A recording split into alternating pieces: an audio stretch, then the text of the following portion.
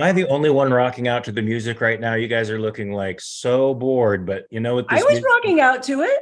Okay, you know what this music Not means, bad. folks? It means that it's time for TV Talk, brought to you by the Ayn Rand Center UK. I'm Mark Pellegrino. Jennifer Bouani and Jack Schumann are with me as usual, partners in crime. We talk about TV shows that are popular and or critically acclaimed, and we discuss it from an objectivist point of view, roughly. I mean, we end up talking about stories. I feel like the objectivist thing is sort of a sideline gig, but sometimes it finds its way in there. Today, we're going to be talking about Wednesday, a show streaming on Netflix currently with the great Jenna Ortega in the title role of Wednesday. Very interesting little show, sort of a American coming of age comedy, horror, sci-fi type picture, right? Cross-genre picture with Tim Burton at the helm. So any of you who know Tim Burton's work as a director as a primarily a set decorator, I believe that's how he started. You'll feel the tone, the filmic style. The sets have a very Tim Burton-esque feel, and of course the acting too. The story has a sort of campy, big feel that Tim Burton sort of brings to it without sacrificing honesty, which I think is, I think that's great. I think that's a great style. So Wednesday is about Wednesday Addams. You guys might know this phenomenon of Wednesday Addams from the Addams Family better than I, since I never really watch a show, but we follow her from a school where she gets kicked out for trying to kill some guys that were bullying her brother. And she gets sent to an academy called the Nevermore Academy for misfits and outcasts. And the parents hoping, of course, that she could find a home there where people can relate to her. It's the place her parents went to school and where they met and fell in love. And when she gets there, she gets embroiled in a series of mysteries, from discovering that her father was accused of murder and is still a suspect in the mind of the town sheriff's eyes, and it being embroiled in attempting to solve a series of murders that are happening in and around the campus. And so it becomes a kind of Sherlock Holmes whodunit, in addition to coming of age horror and comedy. So what did you guys think of this this crazy TV show called Wednesday? Well, as we already discussed, when I started watching it, I didn't like it that much the first episode because it all seemed like it was going to be much of the same, and I wasn't seeing any place where arcs were going to be built, but or created, I guess. But at Mark's behest, I decided to give it another shot and watched it again, and then I got really into it. I ended up really liking the arc of her character, because she's and kind of like Sherlock, the character of Sherlock. She kind of comes into the world thinking she doesn't need people, and she's best off alone. She doesn't think that she is like superior to them. She just is, very much, I want to be alone in my dark thoughts. Nobody's as dark as I am. And I don't need anybody, and they don't need me. The world to me is black and white. She's one of the great scenes in there is when Wednesday's mom, played by why am I blanking on her? Come on. Catherine Zeta-Jones. Thank you. Wednesday's mom, played by the wonderful Catherine Zeta-Jones, says that she's allergic to color. And so, but then I liked how she, throughout the series, because she's trying to solve these murders, which, by the way, we can get into it a little bit later. I have a little bit of an issue with the continuity of that, with her wanting to solve murders and wanting to, figure out whodunits and wanting to save people from things, because if she's such a dark person who gets off on gore and violence, and, why wouldn't she just let it all play out and just be eating popcorn while the monster kills everybody? But it'd be hard to have a show. It'd be hard to have a show like that. And have, I think it's much more interesting for her to get into the fray. So not just observing the monster, but fighting the monster, battling it. That seems to I be. think it's more interesting as well, but I'm saying just for continuity of how they've set her up as a character, the characteristics that they've given her, which is she enjoys darkness, and she's always making jokes about how, oh, that would have been a really interesting murder to witness, or she seems to kind of have that psychopathic serial killer appreciation for things gone wrong. So why wouldn't she encourage it? Why wouldn't she be part of it? But that's not a sympathetic character.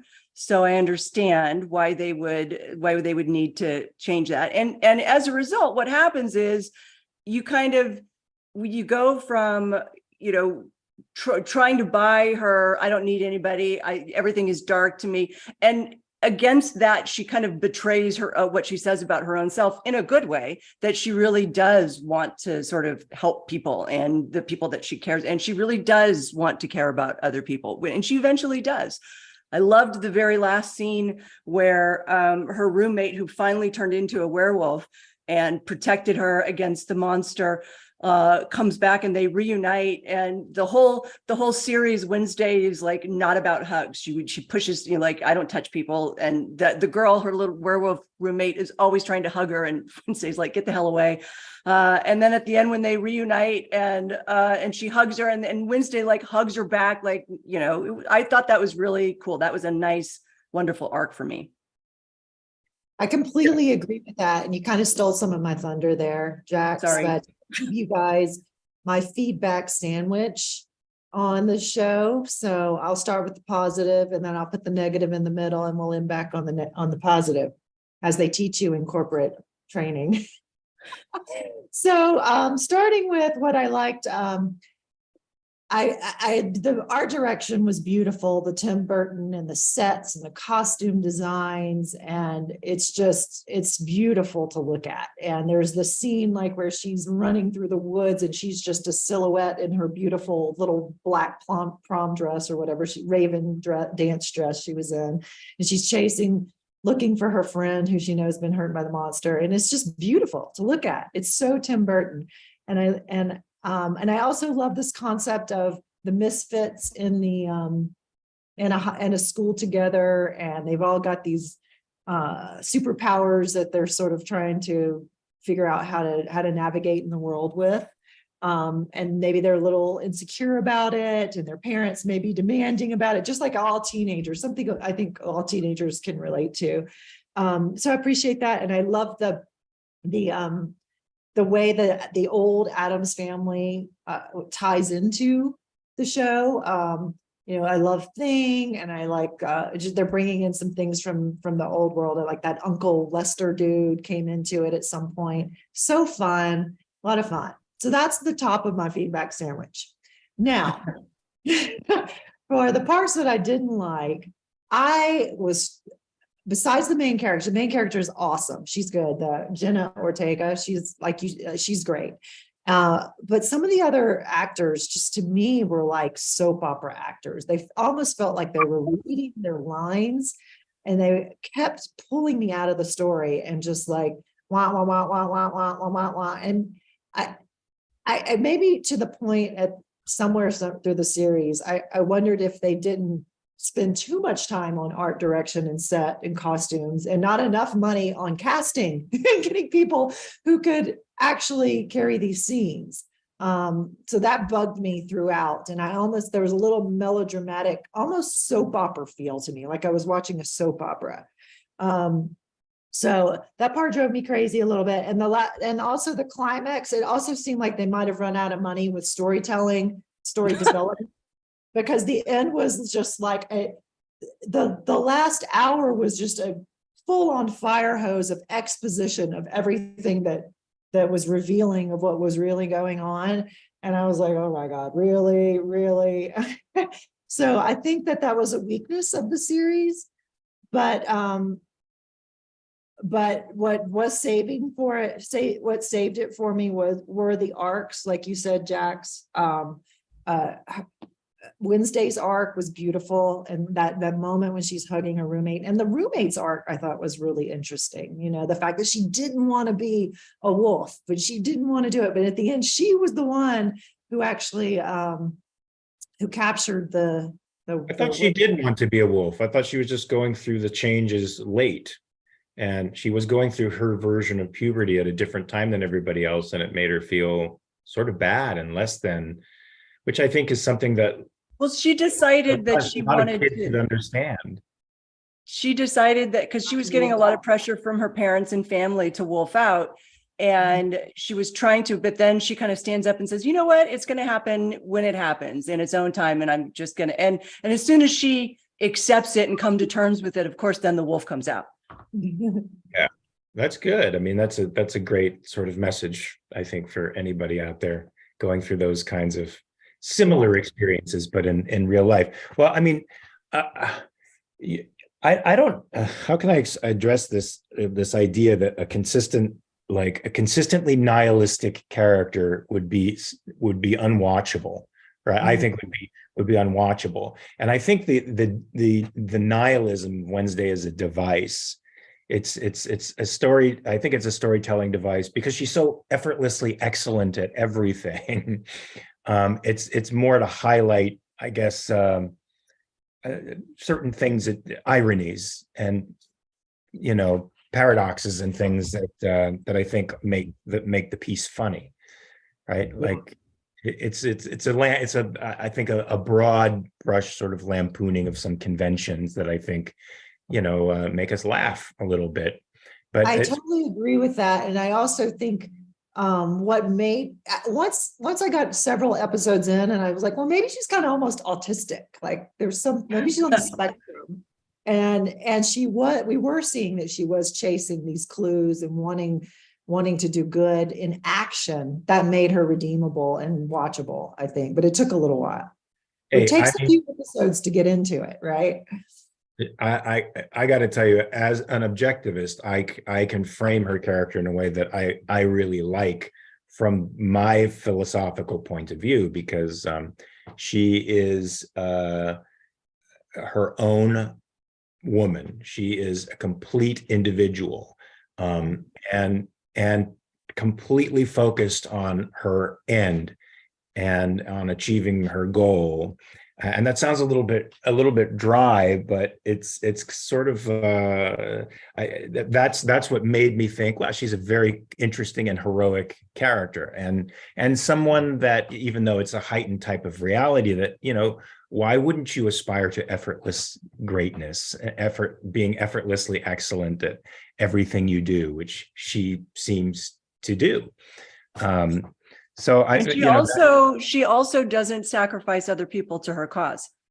And I really like that. I really enjoyed the relationship between her and the beekeeper dude, the boy, of the hive, because when she decided to go to the dance with what's his name, Tyler, I guess, her and the boy were supposed to go and scope out the tunnel where the beast was staying. And she told him specifically, you know, don't go, but he decides to go anyhow, and gets hurt and ends up in the hospital. And she visits him every day in the hospital because she feels terrible about leaving him alone.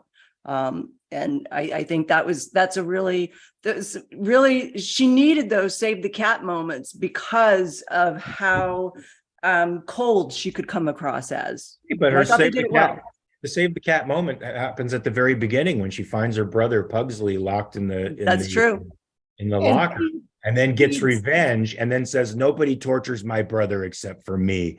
I loved that. She won me over from moment one.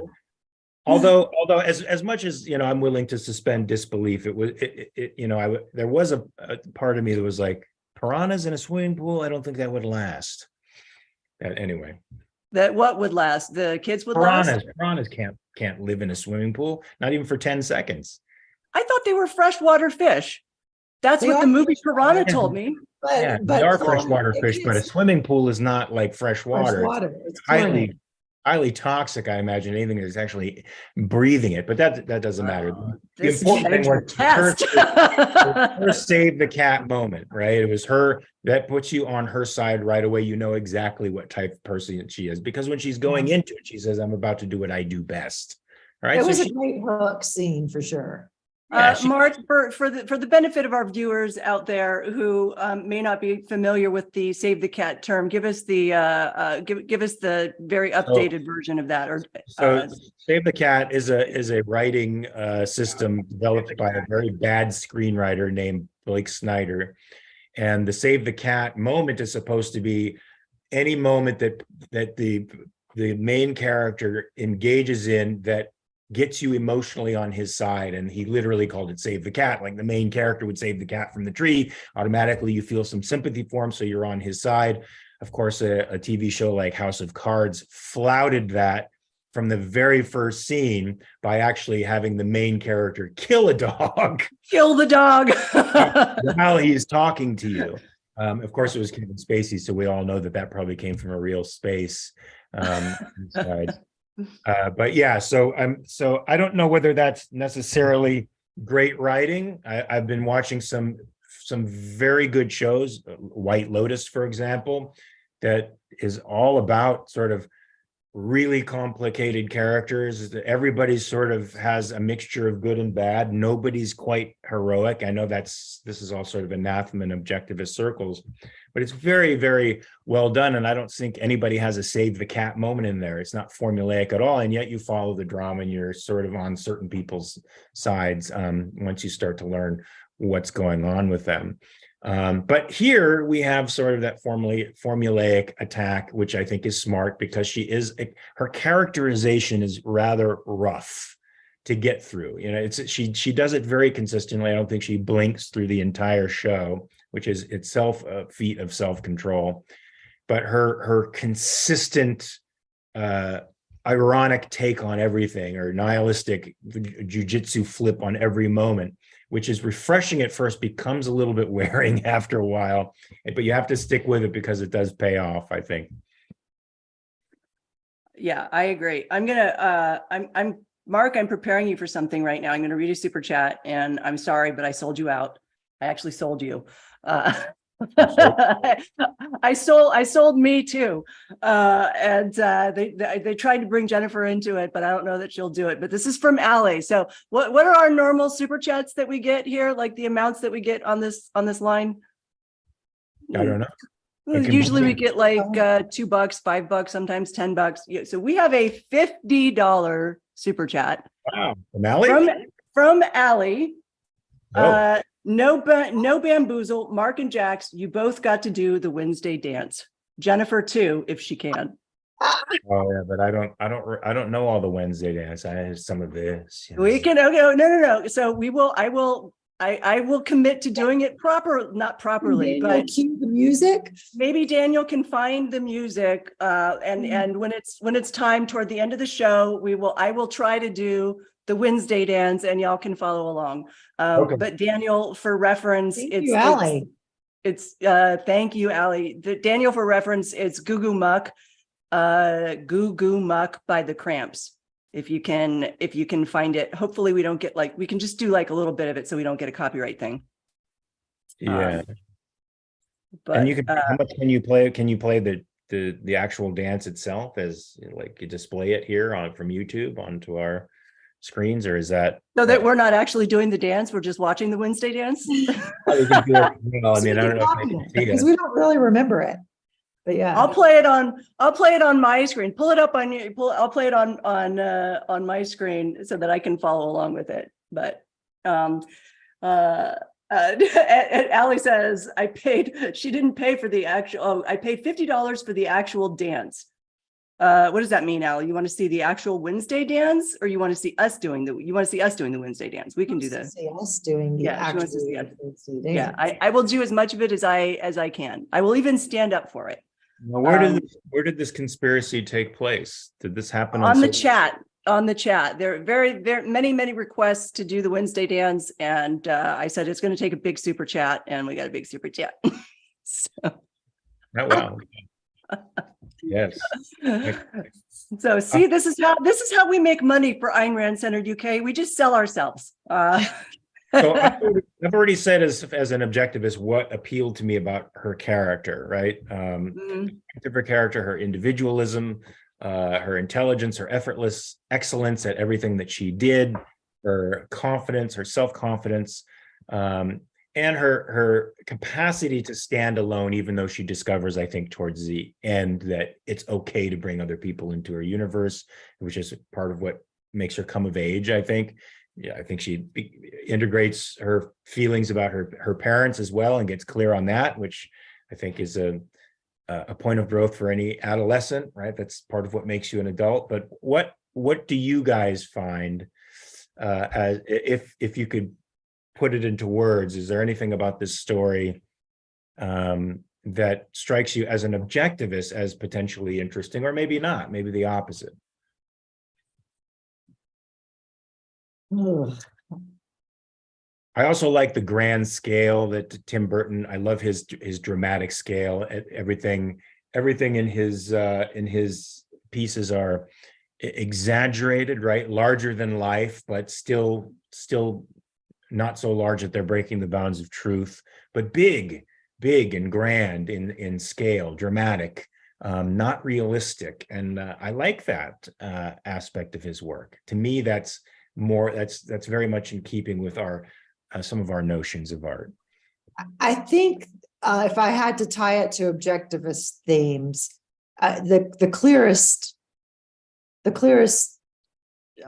connection would be in her virtues of justice, fighting for justice, and her honesty and who she is, her independence and who she is, and just doing it, like you said, doing it no matter what anybody else thinks. And that to me is just the clearest connection to objectivists. I don't know that I would apply that to other characters or anything else there in the story, though.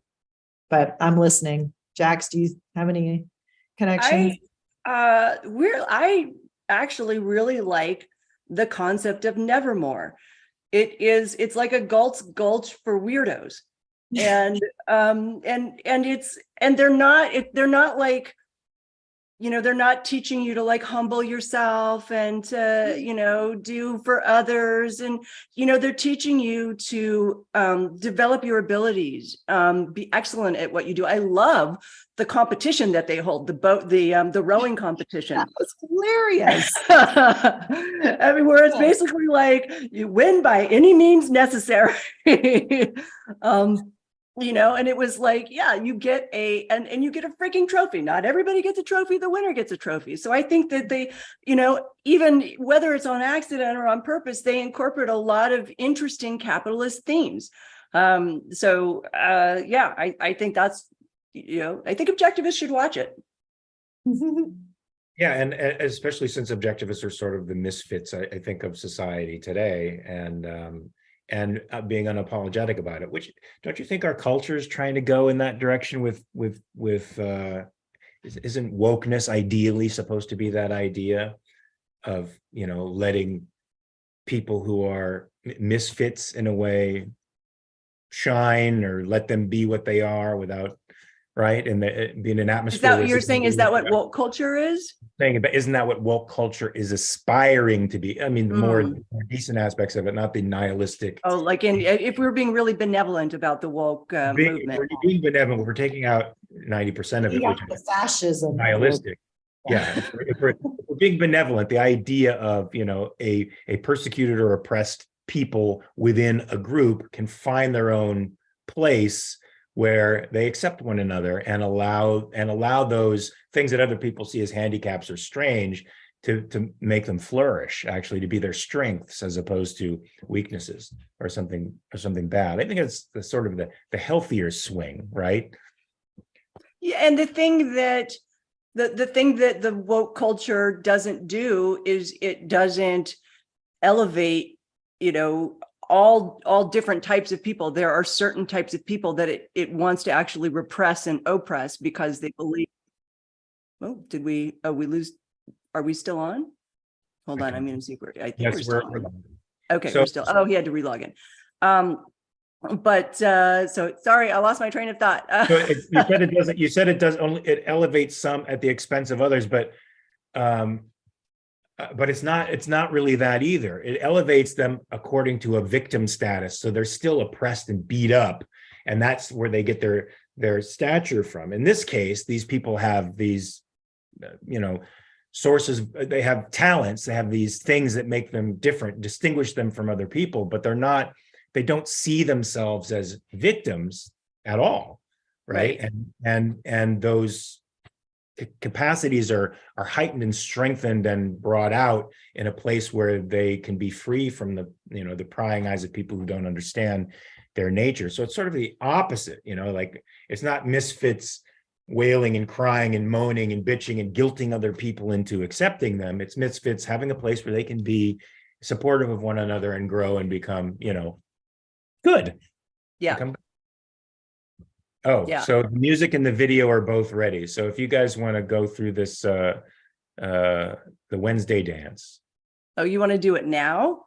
Okay, hold on. I have to. Wait, so how's this gonna work, Daniel? Are you gonna play the video, and then are people gonna be able to see us at the same time? So I think we should leave it for the end. Okay. But basically, I'll join you guys as like a camera. It's gonna be just a video of Wednesday, but it's gonna appear like my camera. So they will be able to see also you as well as the video, and I can start it both the video and the music. You're a rock star, Daniel. I think we need a nice thank you super chat for Daniel for doing all this, but we have a couple more super chats as well. So one from Catherine Casio for $4.99. Loved her independence, stuck to her guns, did not like Luis Guzman as Gomez. I agree. As Luis as Gomez, Espresso and / Catherine Zeta-Jones. How do you go from Raul Julia to Luis Guzman?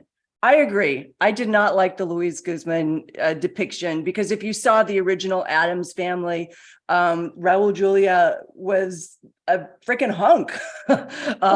He was a fiery Latino guy, and Luis Guzman was just like inedible. Inedible. In this role. One, he's a very fine actor, and two, what I liked about him was that he was just so totally and utterly in love with Morticia. Yes, that's in character with the original. I just wasn't feeling maybe more elegant with Raul Julia. It may be more beautiful to watch, and maybe it's expressed in more elegant ways than it was in this. But I liked his big heart for his wife, and he never took his eyes off of her. He was consumed completely by her, like a romantic. I liked it. All right, we're just going to leave that there, Mark. But if they didn't like Catherine Zeta-Jones either, I'm not sure if sorry, I need to find the super chat again. I'm not sure if Catherine meant Catherine Zeta-Jones as well, or she just wasn't seeing the chemistry between the two of them. Maybe Catherine, you don't have to super chat, just somewhere in the chat you can clarify. Another one from Mark Pellegrino, $5. I don't know if anyone else noticed this, but the only time she smiles is when she sees her Uncle Fester. And then in parentheses, she's saying, "Hi, Dad," I'm assuming to you, Mark. That was actually, I did notice that, because I remember like this, when is she going to smile? When is she going to smile? And she smiles when she's, and I thought that that Uncle Fester here was awesome. He was in Saturday Night Live, wasn't he? I can't remember his name now. Who played Uncle Fester? You guys? I don't remember much of Addams Family. It was so long ago that I actually watched it as I don't know, a kid growing up. But it's Fred Armisen. Fred Armisen, that's right. So all these characters. Oh yeah, I love him. He's not in. That familiar to me, but except for Thing, I love Thing. I remember him as a kid, and I thought they did a great job of interacting between Wednesday and Thing, and he was fun. Giving a personality to a dismembered hand is pretty, rough work, and they did it. I thought they did a really good job with Thing. Like, it was very lovable. Yep, they did a great job. And Lurch was good too. I loved, even though we didn't see him that much, but the Lurch was always about, because he was always about like rolling his eyes. But that was just kind of like how his eyes always were. And in that very first scene when he's in the limo and he's watching Catherine Zeta-Jones and Luis Guzman like mash on each other, he's like, ugh. That was like perfect Lurch. So were there any plot holes or devices that you guys thought didn't work for you? Any convenient lazy writing tricks that might have happened through the progress of this? There's so many. I don't even know if I can itemize them because it was just a big mash at the end. That whole, yeah, I mean, I already said that though. So you hated that they had to sum it up with a big thing of exposition. Don't they do that sometimes in fair play mysteries though? Because this is sort of a fair play mystery. It's a whodunit. Everybody's sort of a suspect. And when you have a plot that goes back all the way to Salem witch times, they gotta sort of sum it up a bit. Maybe, but I think Sherlock Holmes does it so much better. So I guess I have a high standard now after having watched Sherlock Holmes. I think, yeah, that's the problem. Sometimes we have to like judge these shows in the context in which they are. However, IMDb gives Wednesday an 8.2 rating, which is pretty good, 8.2 out of 10. But I wasn't as bothered by the Uber exposition.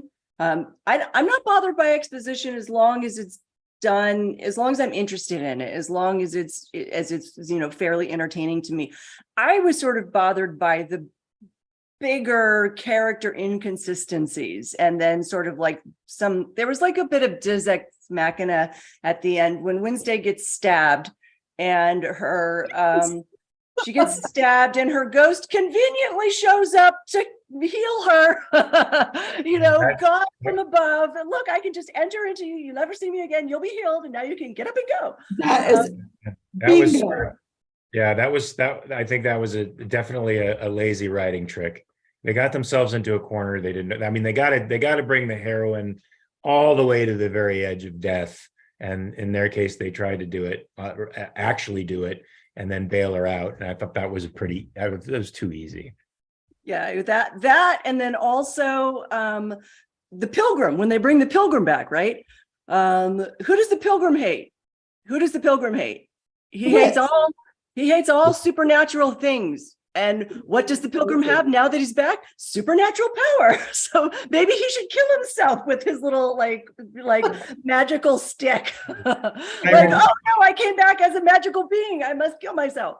Murderous tyrants don't have that level of introspection. They don't see those kinds of paradoxes. So I wasn't so shattered by that, but definitely that is a very good point. The possession of the ghost to save her life is a little too. It was a little too much, but it was at that point. At least they did it at the right time. They did it after. Well, if I was like, as a writer, you do it after you've brought them all along and they're willing to forgive you for it. I was willing to forgive them for it. Maybe you weren't, but I was willing to forgive them for it because it was. It was a little bit like a wink, wink, nudge, nudge. We're just hand waving it. Honestly, when I saw that scene, I thought about our past conversations and us talking about stuff that we work on, and like, we can't do that. We can't. We have to set it up way before that. And it's like, so something like that has to be set up early on. Right. Like inability to get physically close to people. Now you pay that off and it becomes a part of her arc. You plant the seed that this ghost can heal or bring back life. And I don't remember it being planted in any of the episodes. And then it comes to fruition at the very end, right? It plays a part, and then it's not just then it's a great payoff. Right. Yeah, and Then, you as a then it's storyteller great. don't feel cheated. Yeah. Like, And you it's know, not hard to do. It's not hard to do, to go back and, and put that in there, because God knows how many times Jennifer and I have had to like, oh shit, we need to pay that off. We need to start foreshadowing it in episode 1. Way earlier. yeah, I can't even imagine what that's like when you have 4 or 5 different storylines like a show like this has, 2 or 3 main storylines with geometrical love relationships and mysteries. Everybody's got to be a suspect. That kind of show would be impossible for me to write, for sure, because you have to plant all those seeds along the way so that they pay off down the road. Pretty freaky. So you guys, I'm feeling like a Yaron Brooks show right now, because Oh my God. we just got $100 super chat. $100 super chat and it's dollar. It looks like dollar, from John Glue. I hope I'm saying your name right, John. Your last name. Thank you. You better say it right. I know. Yeah. Glue. It's GLEUE. So glue or glue. But okay, so here's what he's saying. Don't you guys think that Wednesday is trying her best to cut herself off from values like friendship as an attempt to protect herself from pain? First question: the pain she felt when the scorpion was killed in front of her by the bullies. I remember that. Her demeanor, in my opinion, was driven primarily by fear. Interesting question. What do you think about that, Mark? Well, I mean, I don't know enough about the Addams family to say, but it seems like she comes sort of fully baked as Wednesday Addams.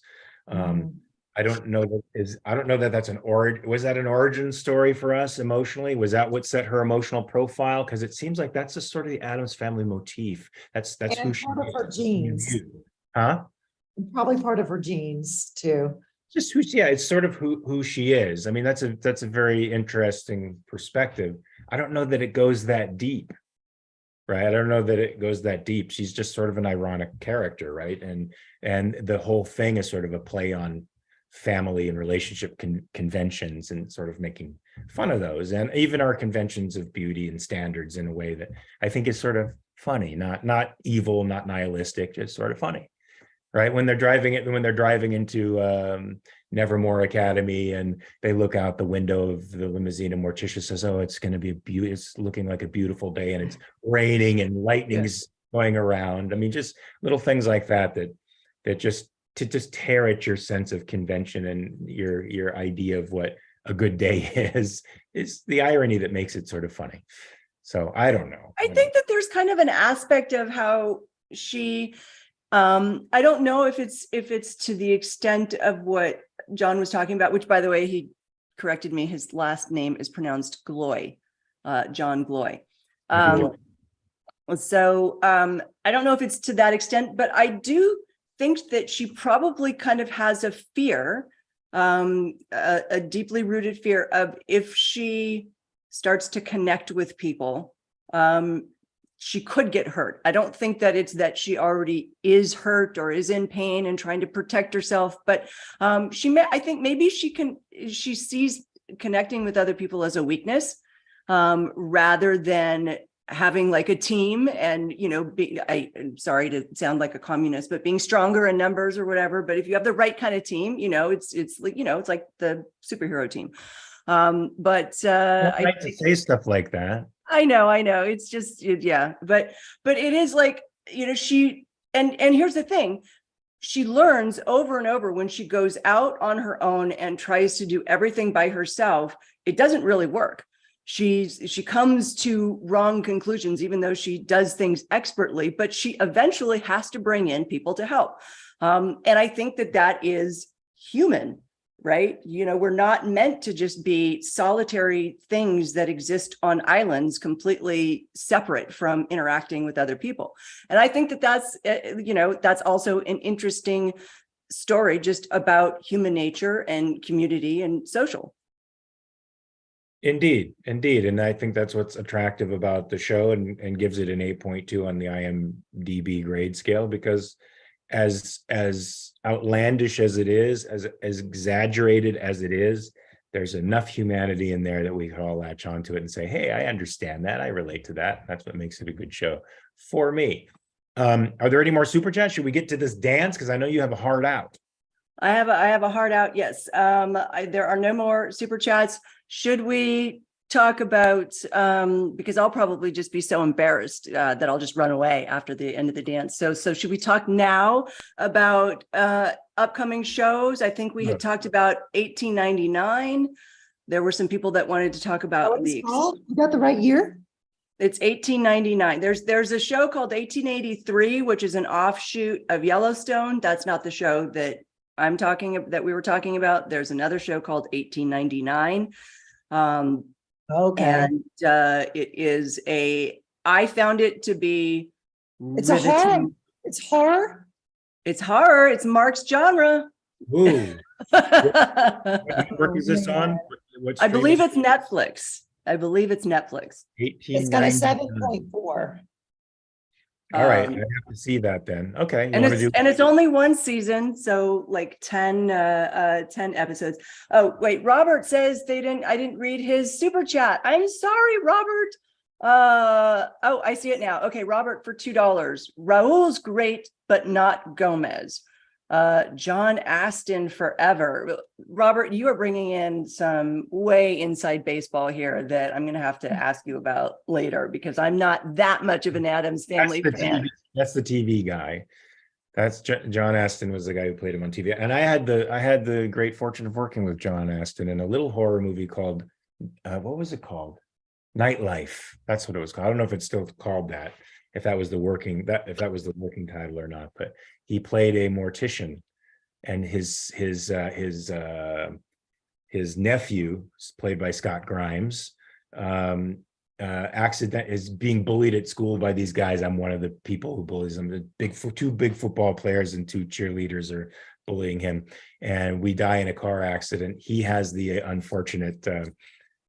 misfortune of having to work on our bodies, Scott Grimes, and then something happens. There's a leak in the compartments of the holding tanks, whatever they call them, where they put the bodies, and we become zombies and we start hunting him down.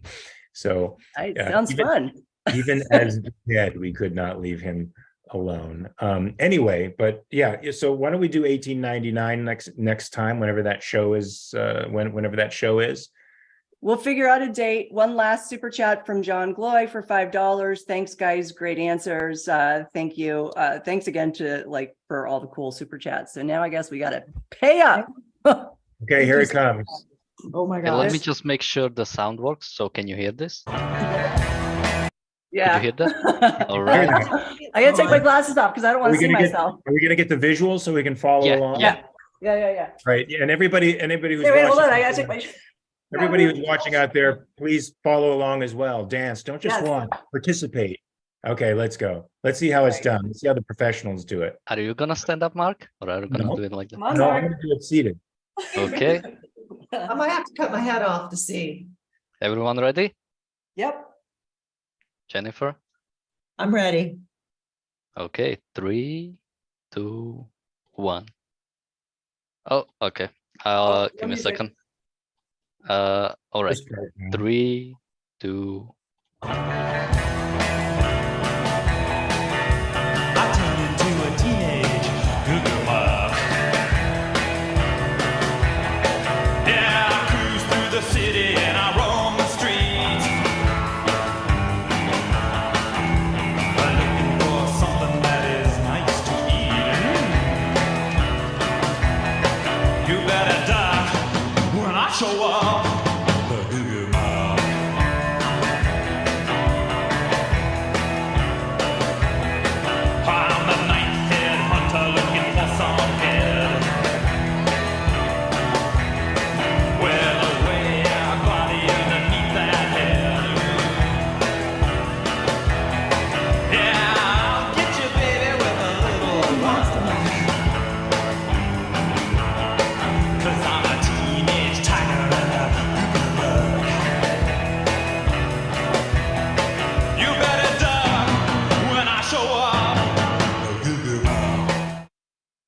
Okay. Woo! I don't know if I hit them all. I couldn't see everything. I think I got my calories in for the day. Very good. Well, folks, I think that's it for TV Talk today, right? You have a heart out, Jack, so we gotta get out of here. But that was fun. I hope you guys at home did it as well, and maybe even did it better than me because I just. I can't wait to watch the replay because I didn't see anybody else do it. We do have one final from Robert for $5. No need to read this. Oh, well, I'm going to anyhow. No need to read this one, but great episode. Now time to dance. I think we should incorporate dancing on all of our episodes. Thanks. All right, folks, so put 1899 on your docket, and we will be looking at that and telling you fairly soon when the next show will be coming out. Until that time, folks, keep watching TV. This is TV Talk with Mark Pellegrino, Jennifer Bouani, and Jack Schumann signing off. Peace. And thank you also, Louise, for 20 pounds, who just came in saying good job. So thanks, All right. everybody. Thank you.